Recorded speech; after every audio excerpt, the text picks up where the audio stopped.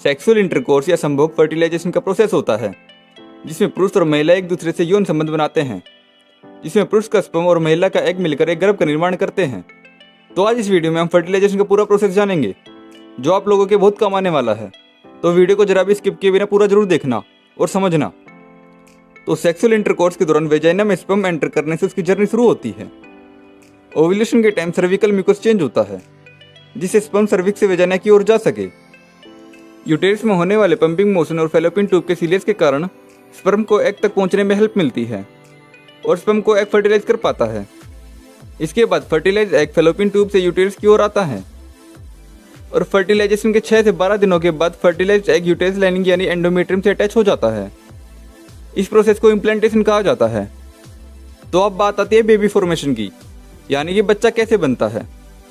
तो जब male gametes यानी कि मेल का स्पर्म और फीमेल गैमेट्स यानी कि फीमेल का एग जब ये दोनों आपस में मिलते हैं तो इसको फर्टिलाइजेशन कहा जाता है, जिससे बेबी का प्रोसेस शुरू होता है।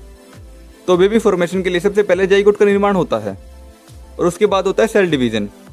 तो सबसे पहले सेल डिवीजन 2 होते हैं, फिर 4 सेल डिवीजन होते हैं, फिर 8 सेल डिवीजन होते हैं और लास्ट में 16 सेल डिवीजन हो जाते हैं, जिसे हम मोरूला भी कहते हैं। और ये मोरूला फर्टिलाइजेशन के 96 घंटे के बाद मोरूला तैयार होता है, यानी कि 4 दिन बाद मोरूला तैयार हो जाता है। इसके बाद होता है आगे का स्टेज जिसे हम ब्लास्टोसिस्ट कहते हैं। तो ब्लास्टोसिस्ट कैसे बनता है? तो मोरूला में 16 सेल डिवीजन होते हैं। तो जब उन 16 सेल पर म्यूकस लेयर तैयार होने लगती है तो इसका साइज बढ़ने लग जाता है, जिसे हम ब्लास्टोसिस्ट कहते हैं। ये जो प्रोसेस होता है ये फर्टिलाइजेशन के 5वें दिन होता है। तो ब्लास्टोसिस्ट के एंडोमेट्रियम के कांटेक्ट में आते ही उसके कुछ आउटर सेल्स बनने लग जाते हैं, जिसे ट्रोफोब्लास्ट कहते हैं। इसके बाद ये अपनी सेल मेम्ब्रेन छोड़ देते हैं और सिंगल स्ट्रक्चर की तरह एक्ट करते हैं। अब भी सिंगल स्ट्रक्चर को सिंस्टियो ट्रोफोब्लास्ट कहा जाता है। इसके बाद ये एंडोमेट्रियम वॉल को चीरते हुए यूट्रिन वॉल से चिपक जाता है और HCG हार्मोन सीक्रेट करने लगता है। HCG एक प्रेगनेंसी हार्मोन है जो एग के कॉर्पस लूटियम को मेंटेन करता है।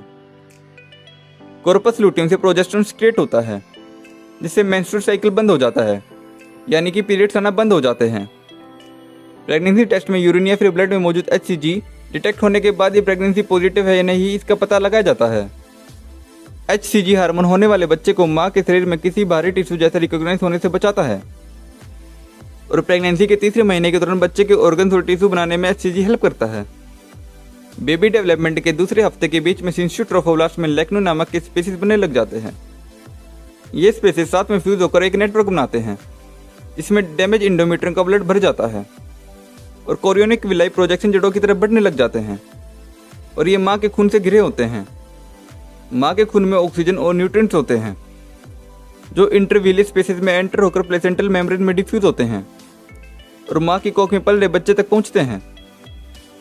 बच्चे के खून में मौजूद कार्बन डाइऑक्साइड और वेस्ट प्रोडक्ट निकलकर माँ के खून में जाते हैं और इस तरह से बाहर निकलते हैं, लेकिन माँ और बच्चे का खून मिलता नहीं है। इस प्रोसेस के कारण ही प्लेसेंटा यूटेरिन वॉल से जुड़ा रहता है और माँ और बच्चे के बीच कनेक्शन टूटने का डर नहीं रहता।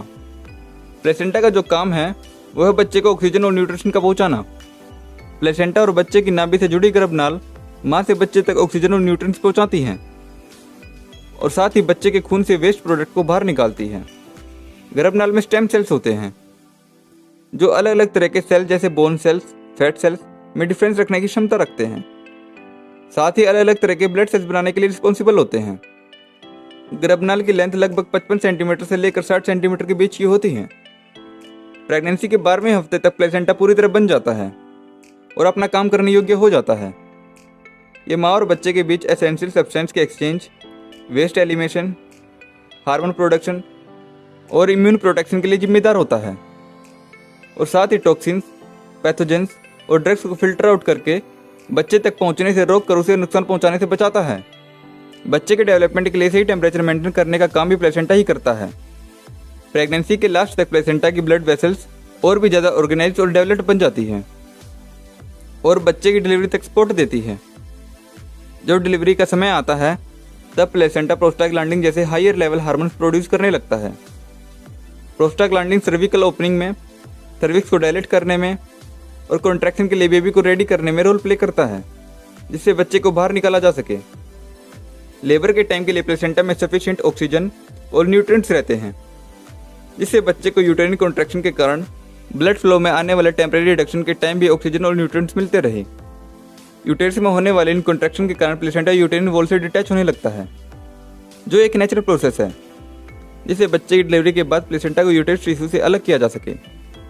बच्चे के जन्म हो जाने के बाद भी यूटेरस में प्लेसेंटा को बाहर निकलने के लिए कॉन्ट्रैक्शन जारी रहते हैं। इन्हें आफ्टर बर्थ कॉन्ट्रैक्शन कहा जाता है, जिससे प्लेसेंटा पूरी तरह डिटैच होकर बर्थ कैनल से बाहर आ जाता है। डॉक्टर इस गर्भनाल को धीरे से खींचकर और मां के एब्डोमेन पर प्रेशर डालकर प्लेसेंटा को बाहर निकालते हैं। इस प्रोसेस में कुछ मिनट से लेकर 1 घंटा भी लग सकता है, क्योंकि बर्थ के बाद प्लेसेंटा का एक भी टिश्यू अगर अंदर रह जाता है तो प्रॉब्लम हो सकती है। तो इस वीडियो में मैंने आपको सब कुछ शॉर्ट में समझा दिया है और काफ़ी आसान तरीके से समझा दिया है। अगर आपको ये जानकारी अच्छी लगी है तो वीडियो को लाइक करके शेयर कर दीजिए। साथ में ऐसी और वीडियो देखने के लिए हमें फॉलो और सब्सक्राइब भी कर लीजिए। धन्यवाद।